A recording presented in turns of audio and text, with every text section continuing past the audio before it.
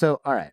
You thought the leader could read your mind. I know that there's these self-criticism sessions as well, where you're kind of like, I guess it's kind of like Catholic confession, where you air your own failings, but you also have to kind of narc on other people, right? Yeah.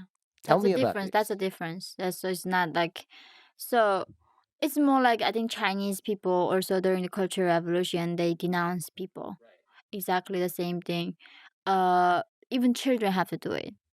This is where they completely teach you how to teach you that you don't matter and make sure to like get dignity of human being gets rid of that at that point, right? You're not even a being anymore. Only reason you exist because of the Kims. That is the only your life purpose. So you write down the verses that Kim Jong Il said, which is maybe students' job is studying hard and working hard for the party. But as like this week, based on his like, it's like a Bible verses. We have the book. Bible verses. It's Yeah. like that Kim said. I don't know who said. But maybe party wrote it for him, right? Sure. And then we said he said this, but compared to his words, I was not faithful revolutionary. So dear leader, like for his merciness, he forgave me my sin. Now this is the difference. It's maybe Catholic Church you can do that too. Maybe God said this week I didn't do a good job.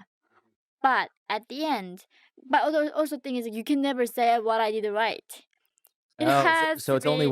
one direction. You always have to be a sinner. You always have to be guilty. You always have to feel grateful and sorry for being you, right?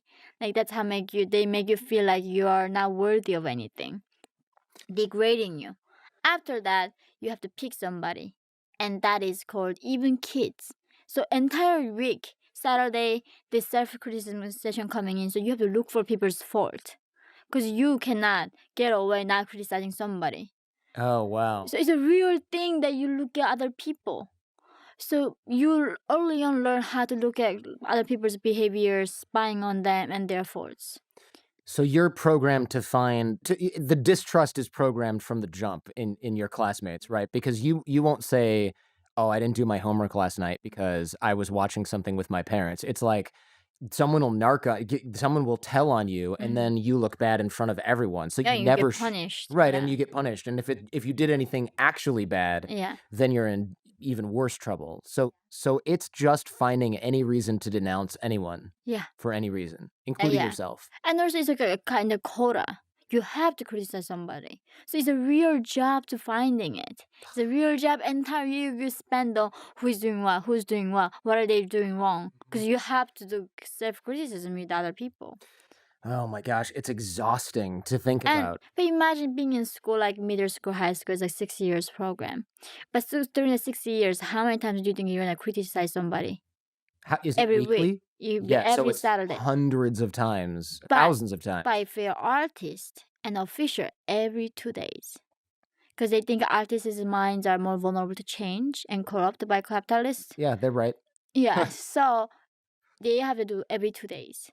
Then how many times you have to hate somebody and criticize your friend, your comrades.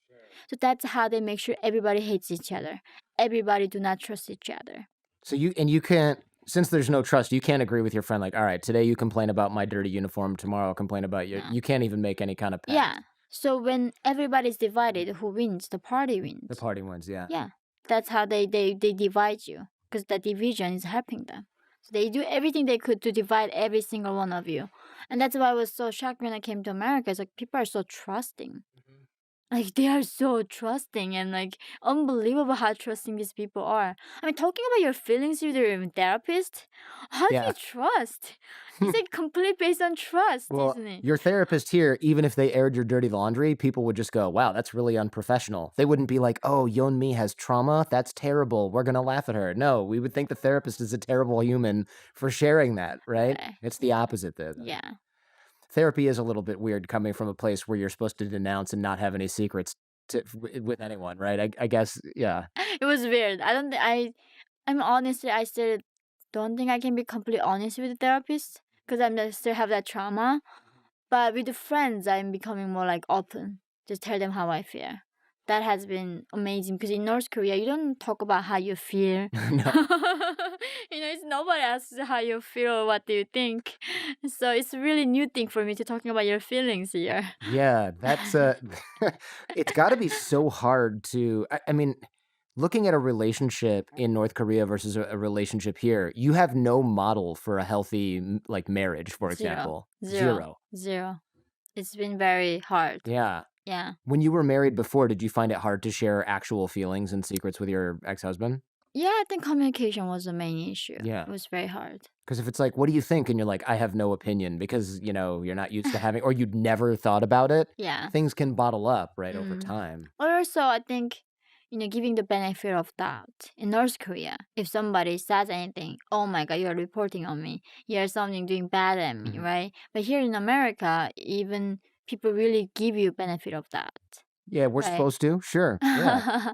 Not in politics, I feel like, Not in but not on when, Twitter, right, but yeah, everywhere else, yeah. yeah, when it comes to personal relationship, people do in general. I think people are very charitable here when it comes to interpretation Yeah, in well, America. you said, "Oh, can I be a little bit later to the interview?" I Mm. didn't think, "Oh, she doesn't wanna do it," You're right? I'm like, right. "Okay, she's got a lunch. It's Yeah. far away. I don't know. No. It doesn't matter." Yeah, that's interesting. You're right. We are as a culture and in fact, it's almost a virtue here to Trust. trust Yeah. people. Because Yeah, it wins. When you trust, everybody wins. right. And not the dictators, though. They lose. Right, they So lose, right, they want you authoritarians to lose. not to. That's why it's so scary now in America, just how seeing everything flipping is just so unbelievably scary. What do you think of China heading more towards authoritarianism too?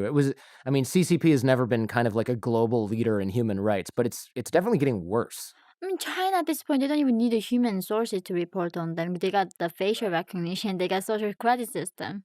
So what you write online, what you throw on the street, the traffic lights that you don't obey, how you park, is everything. How you spend, what you spend on, what you watch. They calculate all your score already for you. So in a way, China is more like it's not a brave new world. In a way, like if somebody asking me, would you choose George Orwell's 1984 or Brave World? I would choose Brave World. I'm so sorry. Because I want to rather be dumb and happy and be fed and healthy, right? Because I know what it feels like opposite. I mean, of course, I want to be free and suffering, Yeah. like what we are right now. But China it's not like becoming brave new world. They are, in a way, like 84, like Big Brother. And I don't think that regime's ever gonna make you wanna happy and take care of you.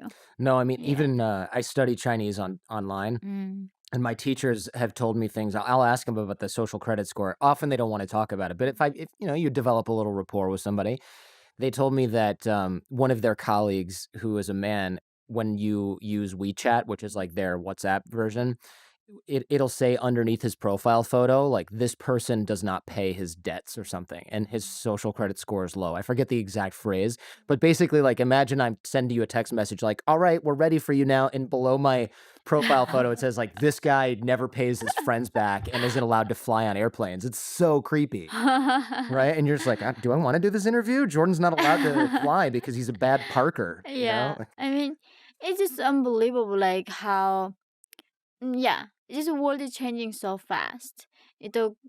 We thought that democracy was winning, the freedom was winning. Yeah. Apparently not. No, apparently Apparently not. not. Yeah.